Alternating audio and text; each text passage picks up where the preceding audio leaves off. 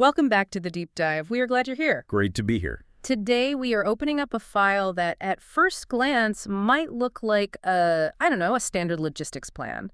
But once you start reading the fine print, you realize it is actually a masterclass in risk management. It really is. It's a case study in what we call architecting trust. And honestly, we need to start by confronting the elephant in the room. We have to talk about the reputation of the industry we are looking at today. Oh, absolutely. We are diving into the world of NEMT, that's non-emergency medical transportation. And let's be brutally honest here. If I say medical transport, you probably picture an ambulance, lights flashing, highly trained paramedics. Right, high-stakes clinical setting. But if I say NEMT, what comes to mind? For most people. The reality, usually it's a beat-up van. Right. It's a guy who bought a high-mileage vehicle off Craigslist, slapped a magnetic sign on the passenger door that's like peeling at the corners. Hired his cousin to drive. Exactly. Hired his cousin and just hit the road. The buy a van and go model. And unfortunately, that stereotype exists for a very good reason. Historically, the barrier to entry in this field has been perceived as incredibly low. It seems low, anyway. It seems low. You get the vehicle, you get the minimum state-required insurance, and you start taking calls. But that approach, that rush to market, leads to a specific, very dangerous operational problem that keeps facility managers up at night. You're talking about the concept of building the plane while you're flying it. Which is a terrifying metaphor when you're talking about healthcare. Yeah. I mean, just think about it. If you were figuring out your wheelchair securement safety protocols after you've already picked up a dialysis patient. Oh, wow. Or if you're trying to set up your billing structure after you've signed a contract with a hospital, you are just creating massive, massive inconsistency. And in this business, inconsistency isn't just an annoyance. No. It's a liability, a huge one. Which brings us to the focus of today's deep dive. We are analyzing a company called SwiftAid Transport. Now, here's the hook, and this is why this is so relevant to you. Whether you are a lender looking at a loan application or a facility manager looking for a new vendor, SwiftAid is currently in the pre-launch phase. They aren't on the road yet. They are actively securing funding. They haven't bought a single vehicle. But, and this is a critical distinction, we aren't here to talk about their pitch. We aren't here to talk about what they hope to do someday. No, this isn't about projections. We are here to talk about what they have already built. We have a stack of internal documentation here in front of us. Architectural foundations, detailed safety frameworks, and a very thorough breakdown they wrote called SwiftAid Transport, building the operational foundation for NEMT success. They're looking through these documents. The mission of this deep dive, really, is to unpack how SwiftAid is using a pre-launch system to essentially engineer trust before a single wheel turns. It's a fundamental shift in thinking. So let's frame the so what for the listener right now. If you are a lender, you care about risk. You care about getting your money back. If you are a healthcare facility, you care about patient safety and reliability. So why should you care about SwiftAid's paperwork? Because this isn't a story about transportation. It's a story about mitigation. It's about de-risking. SwiftAid is flipping the entire script. Instead of getting the vans and then, scrambling to figure out the business. The usual way. The usual chaotic way. They are engaging in a very deliberate sequencing of business systems. They are focusing on what the source calls the invisible work, the legal, the operational, and the safety frameworks. It usually gets ignored until a lawsuit happens. The invisible work. I like that phrase. It's the infrastructure, the foundation that supports the visible service. It's everything that happens before the driver even gets the keys. Okay, so let's get into that bedrock. Part one of our outline today is the legal and financial bedrock. The source material labels this legitimacy first. Which sounds obvious, right? Be a legitimate business. But you would be absolutely shocked at how often this is a gray area, especially in the gig economy or with small startups. So we're starting with the most basic document, the Articles of Organization. Now, for a lot of people listening, this just sounds like dry administrative box checking. Okay, I filed my papers with the state, big deal. Why are we highlighting this as a major differentiator? Because if you are a lender, this is the difference between funding a gig and funding a business entity. The Articles of Organization formally create the company under state law. It's the moment the business becomes a legal person. A separate entity. A completely separate entity. It defines its legal existence. But more importantly, from a risk perspective, it establishes the corporate veil. Okay, break that down for us. The corporate veil, what does that actually mean in practice? It means that SwiftAid Transport, the company, is a legal person separate from its owners. It can enter into contracts, it can sue, it can be sued, and it can hold its own assets and its own debt. So it contains a liability. It contains the liability. If a driver gets into an accident, the lawsuit is against the company, not necessarily against the owner's personal house and savings account, assuming they run the business correctly. Without this document, SwiftAid is just an idea in someone's head. With it, it's a container for risk and for revenue. It's the birth certificate that separates the founder from the operation. It's the first step to being a real business. Precisely. And the sources we're looking at emphasize that this allows the business to operate, contract, and open accounts. Yep. You cannot sign a service level agreement, an SLA, with a major hospital system if you don't legally exist. Their compliance officer would flag that in a second. Immediately. They're not going to write a check to some guy. They're going to write it to SwiftAid Transport, LLC, or whatever the structure is. And closely following that on the checklist is the EIN, the Employer Identification Number. The source calls this the cornerstone of business legitimacy. Yeah, and if the articles of organization are the birth certificate, think of the EIN as the social security number for the business. It's issued by the IRS. So it's about taxes. It starts with taxes, but it's about so much more. And again, why does a lender care? Because you cannot have legal payroll without it. You can't have a proper business bank account without it. You can't apply for most grants or get the right kind of commercial insurance without it. So when SwiftAid puts this in their pre-launch documentation, they aren't just saying, hey, we filled out a form online. They are sending a very specific signal. The signal is, we are structurally ready to handle money and employees. We are built to be compliant from day one. It's not an afterthought. It's a forethought. They are signaling that they aren't asking for support for a cool concept. They are asking for support for a registered legal entity that is capable of accountability and professional operations. It's about moving from hobbyist to enterprise in the eyes of a financial institution. Okay, so that's the foundational business stuff, the blocking and tackling of creating a company. But here is where it gets really interesting. And honestly, this was the part of the source material that made me stop and reread a couple of times. I know exactly what you're going to say. We need to talk about the NPI. The National Provider Identifier. This is a massive signal. This is the tell. Yeah, because usually when I hear NPI, I think of a doctor or a surgeon, maybe a physical therapist or a clinic. Right. It's a unique 10-digit identification number that's issued by CMS, the Centers for Medicare and Medicaid Services. It is the absolute standard for clinical providers. It's how you get identified for billing and records. But SwiftAid is a transportation company. Why on earth do they have an NPI, and why did they go through the trouble of securing it before they even launched? Is that common? It is incredibly uncommon for the guy with a van model. It's almost unheard of. And that's precisely why it matters so much. By securing an NPI, SwiftAid is identifying itself within the healthcare system, not as some random vendor outside of it. That feels like a key distinction, within versus outside. It is. It's a huge philosophical difference. Most transport companies view themselves as logistics providers. We move box A to point B. It just so happens that box A is a person. A very vulnerable person, usually. A very vulnerable person. SwiftAid, by getting an NPI, is saying, we are not just logistics. We are part of the care continuum. The source material explicitly states this signals a readiness to operate within healthcare environments. It's a statement of intent. So let's play this out. If I'm a discharge planner at a hospital or a manager at a dialysis clinic, and I'm vetting new transport vendors, and I see one with an NPI, what does that actually tell me about their capability? What's the immediate message? The message is that they speak your language. It means they can likely bill insurance directly or coordinate with Medicaid brokers much more seamlessly.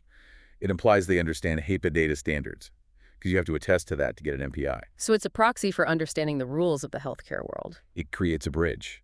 It means they understand that they aren't just moving a customer, they are transporting a patient. The entire mindset is different. They see themselves as an extension of the care you provide. It's like wearing a badge that gets you into the secure part of the hospital. It shows you aren't just a driver off the street, you're a partner who understands the environment. You've got it. It validates the medical in non-emergency medical transportation. A lot of companies forget that part or treat it as a marketing term. SwiftAid is establishing that healthcare alignment as a foundational pillar, not as some afterthought. And that concept of alignment, of being part of the system, that transitions us perfectly into part 2 of our outline today. the governance triad. The internal rules of the road. But not just traffic rules. We're talking about how the entire company operates. Right. The sources break this down very clearly into three distinct layers: internal policies, SOPs, and protocols. Now, I think a lot of people, myself included sometimes, use these terms interchangeably. Oh, it's just the rule book.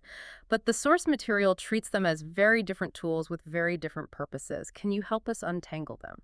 I'd love to, because this distinction is absolutely vital for risk management, and it's something lenders and facilities should look for.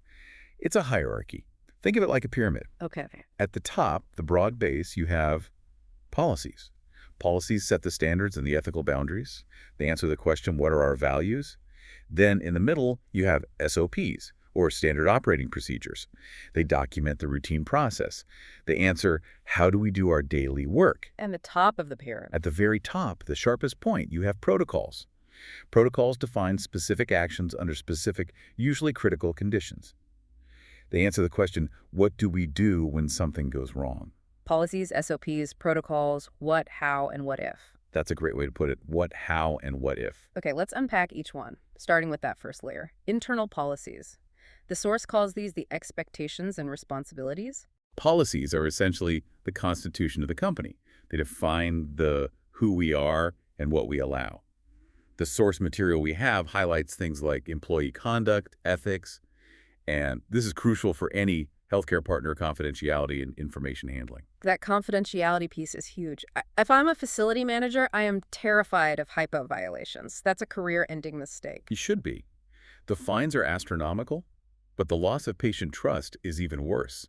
Imagine a driver takes a selfie in the van and a patient's chart, or even just the patient, is visible in the background and they post it on Instagram. That's a massive federal violation. It's a complete nightmare. Mm-hmm. And it happens. But a social media and confidentiality policy that every employee reads and signs prohibits that behavior explicitly.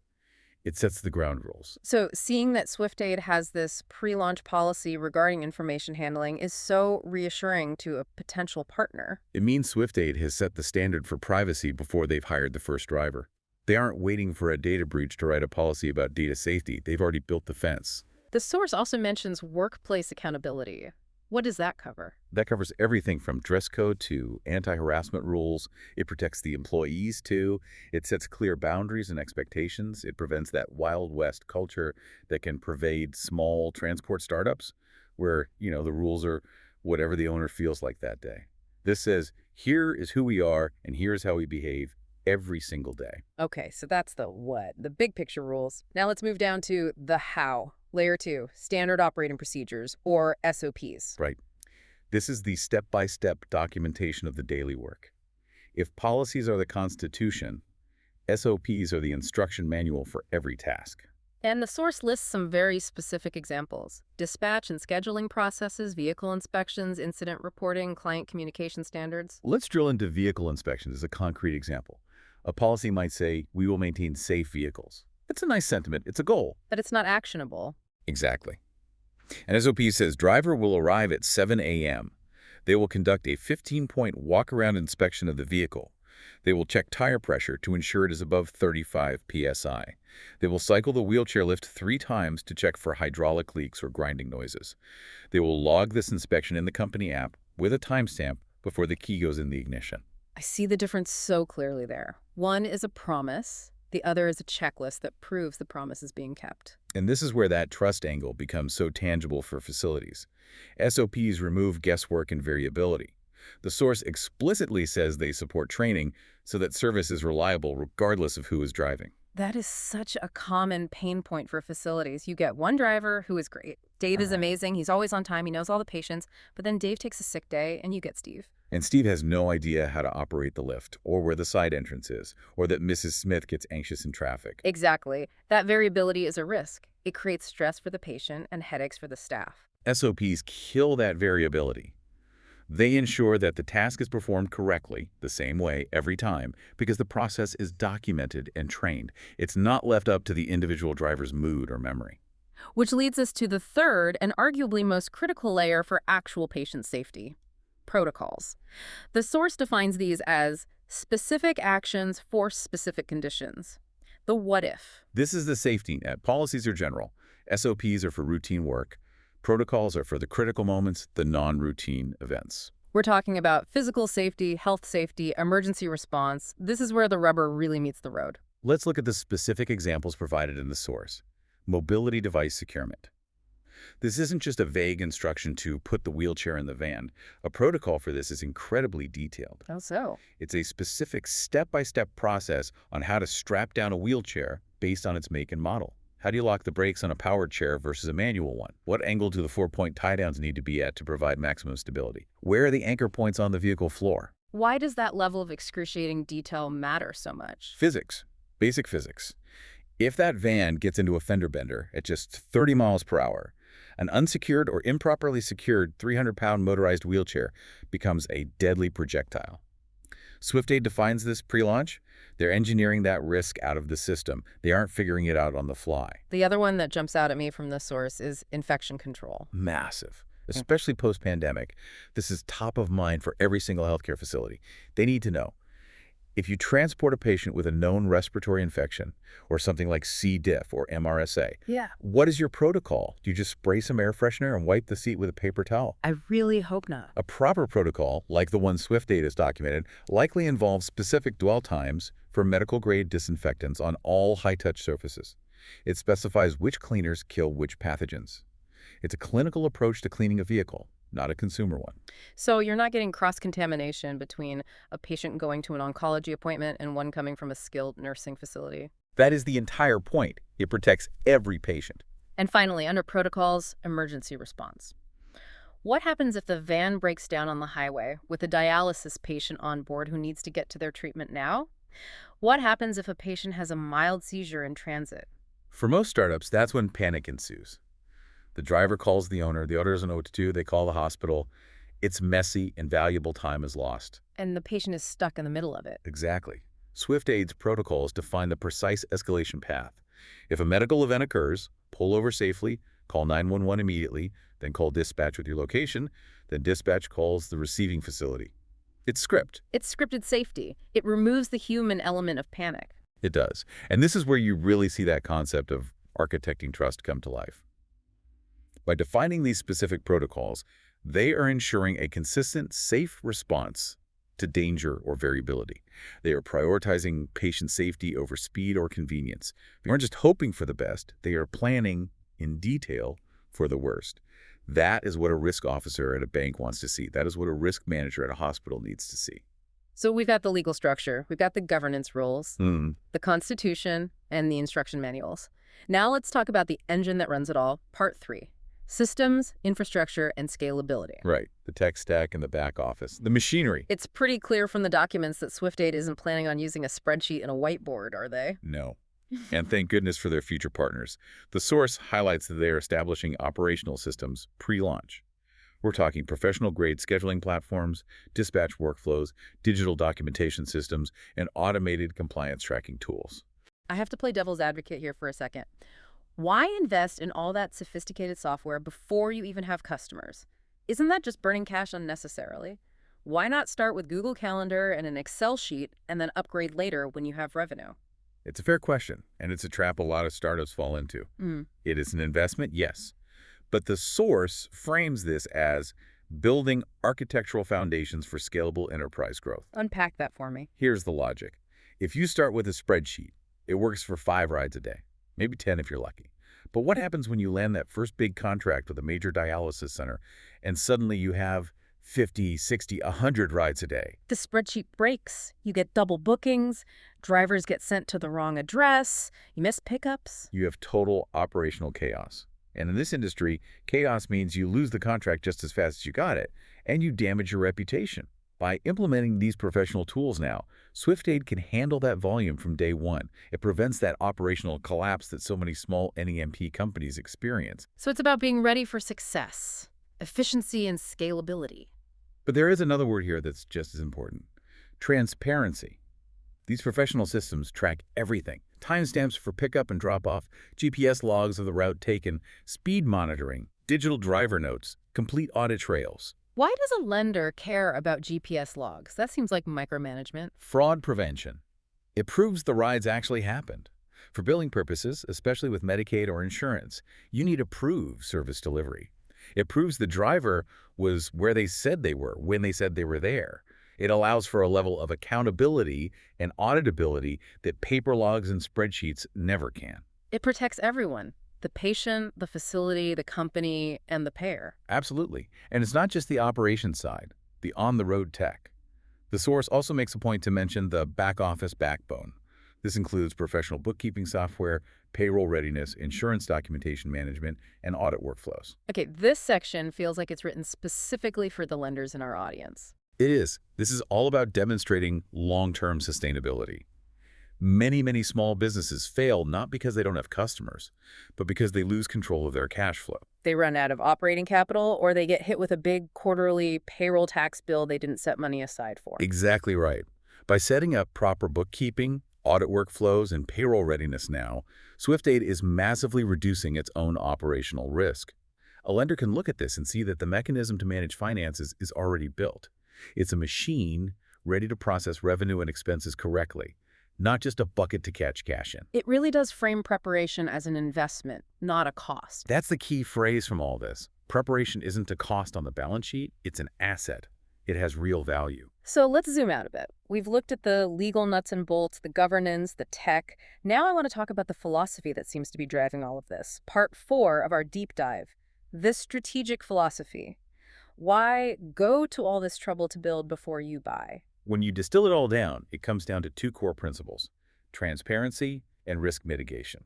The blog post that we analyzed, the one titled Building the Operational Foundation, really emphasizes sharing their behind-the-scenes work. Which is so rare. Most companies hide their pre-launch phase because it's messy. It's usually chaotic. The attitude is, don't look in the kitchen while we're trying to cook. Right. We'll show you the finished product. SwiftAid is doing the complete opposite. They are swinging the kitchen doors wide open and saying, look at our clean surfaces, look at our organized ingredients, look at our recipes. They're sharing their structure. Look at our blueprints. Exactly. And that transparency is a trust mechanism. By showing future clients and lenders exactly how they are building the company piece by piece, they are demonstrating a deep commitment to doing things the right way, rather than taking the easy shortcuts. It's incredibly honest. It builds confidence. It does. And that confidence connects directly to the second principle: risk mitigation for their partners. Okay, let's connect those dots very clearly for the listener. Let's start with the facility manager. If I'm a facility manager at a hospital or clinic, why does this philosophical approach matter to me specifically? Because all that pre-launch work, getting the MPI, writing the infection control protocols, developing the SOPs for patient communication, it all signals one thing: that SwiftAid is professionally prepared to handle your vulnerable patients. It builds what the source calls facility confidence. Meaning I don't have to worry that they're going to cause a problem. You aren't rolling the dice on a brand new vendor. You are partnering with a structured professional entity. You can have confidence they aren't going to disappear overnight, or have a catastrophic service failure, or embarrass your hospital with unprofessional conduct. They've already planned for those contingencies. And now for the other side of our audience. If I'm a lender at a bank or a credit union. It's a similar logic, just focused on financial risk. You look at the legal structure, the EIN, the articles of organization, and you see a legitimate, accountable business. You look at the financial infrastructure, the professional bookkeeping, the payroll readiness, and you see a company built to manage money responsibly. So it's a better bet. It demonstrates that this is a low-risk, high-structure investment. You aren't just betting on a founder's charisma or a good idea. You are betting on a system that has been thoughtfully engineered to reduce failure points. The bottom line, according to the source material, is that launching without this foundation creates massive risk for everyone. Establishing it beforehand protects patients and partners. It's the fundamental difference between gambling on a startup and investing in an engineered enterprise. So what's next for SwiftAid? They've built this incredible foundation, but they still need to get on the road. The source outlines a very clear roadmap. Yeah, they aren't done yet, but the path is clear. As the funding they're seeking comes in, they have a clear sequence of next steps. First is final state and local licensing. Then, vehicle acquisition and outfitting to their specific standards. Which they've already documented, I assume. Oh, absolutely. Then comes staff hiring and train them on all these SOPs and protocols we've just discussed. And finally, pursuing expanded compliance certifications, things like CPR and first aid for all drivers. But I want to point out the order of that list. Notice what wasn't first. They didn't buy the vehicles first. Right, and that's the whole point. The source calls these steps intentionally sequenced. They aren't delaying, they are ensuring readiness. They are building the airport before they buy the plane. It's a really refreshing approach in an industry that, as we said at the beginning, often feels like the Wild West. It really is. It's a professionalization of a sector that desperately needs it. Okay, let's bring this all together. We've unpacked a lot today. We've gone from articles of organization all the way to infection control protocols and tech stacks. We've covered the full stack, from the legal bedrock to the operational roof. If we have to synthesize this entire deep dive into a single takeaway for our listeners, what is it? I think for me, it's that SwiftAid Transport is redefining the NEMT launch by treating it as an engineering project. They are building the foundation completely before adding the weight of daily operations. I agree with that. And I think the biggest takeaway for me, the most powerful signal in all of this, is this shift in identity. It's a shift from transportation company to healthcare alignment. Say more about that. By securing that MPI, by establishing clinical-grade protocols before a single trip is booked, they're positioning themselves not just as a vendor who drives a van from point A to point B, they are positioning themselves as a true partner in the care continuum. They are speaking the language of the people they serve and the facilities they partner with? Exactly. They're showing that they belong inside the healthcare ecosystem, not just servicing it from the outside. So I want to leave our listeners, especially the lenders and facility managers who are tuned in, with a final provocative thought to chew on. Go for it. If you are evaluating a partner, if you are deciding who to loan money to, or even more importantly, who to trust with your patients, do you look at their vehicles? Do you get impressed by the shiny paint and the new tires? Or do you ask to see their blueprints? That's the entire question, isn't it? Because what SwiftAid's approach suggests is that the blueprints, the invisible systems, the policies, the legal structures, the protocols, those are the true predictors of safety, reliability, and long-term success. The van is just the tool at the end of the chain. The system is the actual business. Couldn't have said it better myself. The system is the asset. Thanks for diving in with us today. It was like a fascinating look at building a business the right way. We'll see you on the next one. Stay curious.